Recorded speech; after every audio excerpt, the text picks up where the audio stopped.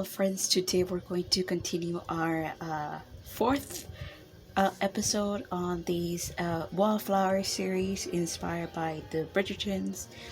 Again, specifically by the scene where Penelope is talking to Francesca as she's doing her debut onto society. And I am really excited with this series because these flowers are absolutely amazing. They are very pretty, and we're going to be using a Tunisian simple stitch, which is my secret technique. Don't tell anyone. It's my secret technique for having very crisp edges, very clear you know, designs and intricate details like come forth without having, you know, that warping that regular crochet creates. But enough of my yapping. If you are a little bit new, you can always go onto my channel and check out the new videos or the latest videos for a more detailed explanation of what I'm about to do here. So this flower in particular is a orangey flower. Orangey in color. I actually do not know which flower this represents, but I'm going to be swapping my colors to these colors right here, just because I do not have that lighter orange color as shown on screen, and it's so pretty. I'm just going to swap the colors and make this pink flower instead of a orange flower. Needless to say, you can always do that yourself. You'd be like, oh, you know what, I'm not digging the orange, I'm not digging the pink. Well, let's change it to purple. Let's change it to yellow, whichever color you like. It's very much versatile. And enough of that. So we're just going to chain 20, and this is going to be the smallest tapestry of this series because I just don't feel like doing a bigger tapestry, but all of my tapestries for this series are just a tad bit bigger than this one in particular. So we're going to chain 20, and we'll come back and I'll explain to you the very first steps of this Tunisian simple stitch. All of our chains done, we're going to work onto the back side of our chains. So we just turn our work, and as you see, there's just little bumps right here, and we're going to work onto those. We're going to skip this very first bump because it corresponds to this stitch, and the stitch that we have on our hook already counts as one. So we're just going to go straight to the second one and pull. And as you see right here, simple as that. If there is a tip that I can give you, make sure you make your chains whenever you're doing your initial chains, that you make them nice and loose, because they're supposed to be this nice and loose.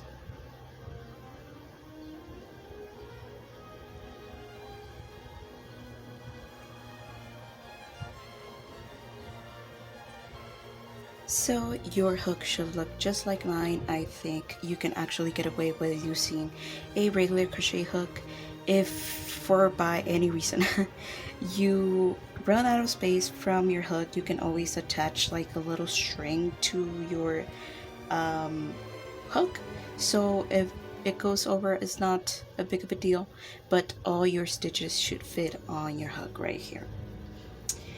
We're going to chain one onto the very first stitch or the last stitch, and we're going to grab our yarn and pull through two of our stitches, and again all the way down our row. And we shouldn't have to worry about anything else because it's a one color row. So right now we just go through with two of our stitches all the way through, just like so. For our very second row, we're just going to grab onto the front post of our previous row only, grabbing our yarn and pulling through. And this is going to be like our repeat for the rest of our project, for this row and for the third row and whichever row comes after that, we're just going to grab onto the front post of our previous row and pull our stitches to our hook, and that is going to create our Tunisian simple stitch.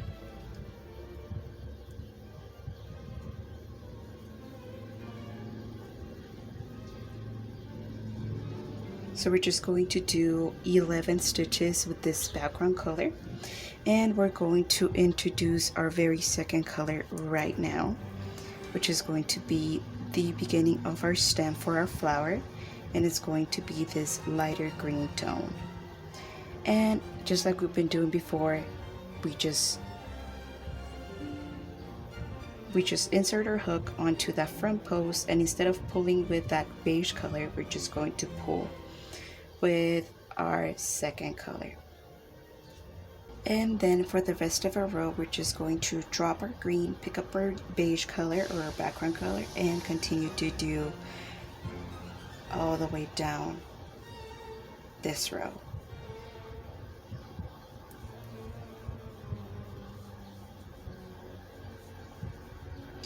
And for this very last stitch, there's like this 2 loops right here, and we just want to catch those 2 loops. I do apologize if it's not easy to see, but there's like a loop, and we want to catch those, pulling through with our yarn, and it should look just like this. And then for a return pass, we're just going to chain 1 onto our very last stitch, which is also true for the rest of our row or the rest of our projects. The rest, let me rephrase that. We're going to chain 1 on every row for the rest of our project. And then we're going to grab our yarn and pull through 2 and pull through 2 all the way down until we reach this point right here. So when you reach the point where you have your background color and then you have your green color, this is when you need to remember this rule. So whenever you have 2 different color stitches in your hook, you always use that second color stitch. We're going to drop our beige color, we're going to pick up our green, and we're going to pull through that beige color and our green.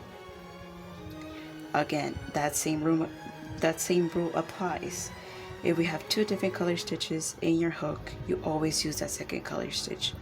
So we drop our green, we pick up our beige, and we pull through that green and through that beige. And as you can see, we have our green color right here, or our green stitch, all nicely done. And then we continue to pull through all the way down our row.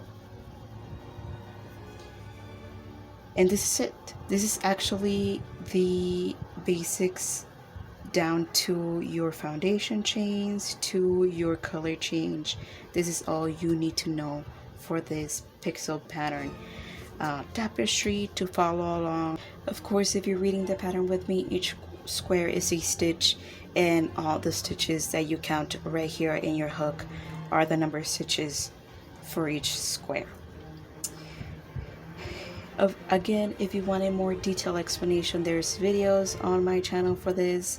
This is just a startup. I do apologize, it is not a full tutorial, but you can always stick around and watch my time lapse on how I make this beautiful wallflower tapestry inspired by the Bridgertons. And I'm just so excited to put all of my flowers on my wall to represent that iconic scene.